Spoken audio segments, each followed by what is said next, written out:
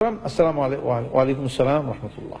শবে মেরাজ ও শবে বরাত উপলক্ষে আমাদের সমাজে প্রচলিত ইবাদত এই সারা রাত নামাজ পড়া, হালুয়া রুটি বিতরণ করা শরীয়ত। আপনারা হালুয়া রুটি বন্ধ করে দিতে চান? দেন, শরীয়ত মর্যাদা কতটুকু? শবে মেরাজের রাতের কোনো খাস ইবাদত হাদিসের মধ্যে আসে নাই,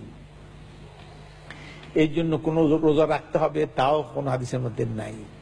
অতএব এটা এইগুলি এমনি ইবাদত তো আসেই, প্রত্যেক রাতের মধ্যে তাহাজ্জুদ আছে না, আমিনাল লাইলি ফাতাহাজ্জাদ বিহি নাফিলাতাল লাক।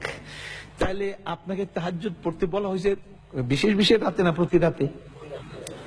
ইয়া আইয়ুহাল মুজাম্মিল কুম আল লাইলা, প্রত্যেক রাতের কথাই গেছে, রাতে উঠো দাঁড়াও। সুতরাং আপনি ওইগুলি করলেই তো আপনার সবে মেরাজ সব আসে যাচ্ছে, এর মধ্যে কোনো কিছু বাদ থাকছে না। কিন্তু এই জন্য আলাদা কোনো যদি ইবাদত করা হবে সেটা হবে বেদাহ। সেটা কি? বেদাহ। নতুন ইবাদত আছে, এগুলি করবেন, যেগুলি যেগুলি বলা হয়েছে এগুলি করেই তো কুল পাবেন না। আপনি আবার বানান কেন? আপনাকে যেগুলি এগুলি কি আপনি করেন ঠিক মতো? এগুলি করেন না, এগুলি করে দেখেন আপনার বেদাতের দিকে মনই যাবে না। বেদাত করে ওরা যারা আসলগুলি বাদ দেয়, কথা বুঝতে পারছেন? যারা 1 নম্বর করে না তারা 2 নম্বর তালাশ করে, কথা বুঝতে পারছেন? এবং 2 নম্বর তো তালাশ করি, 2 নম্বরের আবার গলাবাজি বেশি। যারা দোকানে ওষুধ বিক্রি করে আর যারা রাস্তার কিনারে বিক্রি করে, গলাবাজি কারা করে বেশি? হার 2 টাকা 2 টাকা 2 টাকা 2 টাকা। দোকানদারে বসে বসে এরকম কয় 10 টাকা 10 টাকা 100 টাকা, একটু বলে না কেন? বলে না, জানে তার ওষুধ 1 নম্বর, ওই বেটার ওষুধ কয় নম্বর? চোরের মার বড় গলা, এই বেদাতের বড় গলা, এগুলি বিশেষ অনুষ্ঠান করবে, করবে লোকদেরকে না। এমনি ভাবে পরবর্তী প্রশ্ন হলো শবে বরাত। শবে বরাত বলতে কোন এরকম বরাত নাই, বরাত শবে বরাত শরীয়তে কোনো পরিভাষাই নেই। এটা আমাদের মকসুদুল মুমিনিন একটা বই আছে, আমাদের দেশের কিতাব। এটা আরেকটা কিতাব আছে নিয়ামুল কোরআন। এই টাইপের কিছু কিতাব আছে, এদের নিজস্ব পরিভাষা।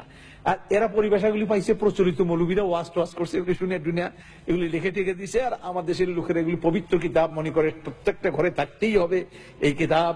সুতরাং এসব কিতাবের মধ্যে কিছু ভালো কথা আছে আর আজে বাজে কথা প্রচুর আছে।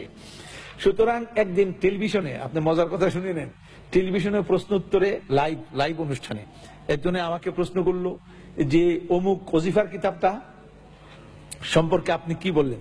আমি এর মধ্যে কিছু ভালো কথা আছে আর অনেক আজে বাজে কথাও আছে। প্রোগ্রাম যখন শেষ হয়ে গেছে, ওই কিতাব যেই লাইব্রেরি থেকে প্রচার করে, ওই লাইব্রেরির মালিক আমার টেলিফোন করছে, কয় এই নম্বরটা কি জাফরি হুজুরের নাম্বার? আমি বললাম হ। কয় যে অমুকের পুত, তুই এটা কি কইছ? আমি খুব হাসলাম, আমি কাঁদলাম না, আমি বললাম মিসকিন, এই লোকটা মিসকিন, কারণ জ্ঞানকে সে গ্রহণ করলো না। জ্ঞানকে গ্রহণ না করে সে অন্ধকারই কি করে এটাকে, সেই হালুয়া রুটি, অন্ধকারে হালুয়া রুটি খাইতে সে আমার উল্টা গালি দিল। আচ্ছা, আমার কাছে মজা লাগলো, এই গালি কি নবী সাল্লাল্লাহু আলাইহি ওয়াসাল্লামকে দেওয়া হয়নি?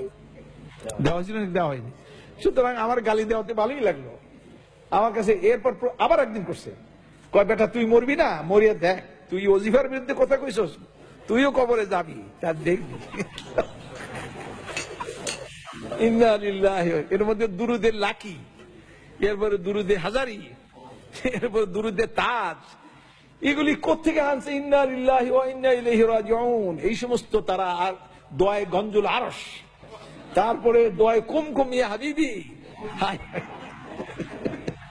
ইন্না লিল্লাহ, এগুলি পড়ে লোকেরা বসে বসে।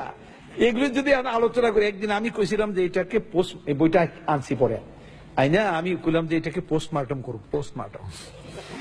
তো এটা করার আগেই আবার কে জানি বইটা নিয়ে গেছে, আল্লাহ জানে কি চুরি করে নিয়ে পড়তে নিল কিনা, তাহলে আরেক মুশকিল হয়ে গেল।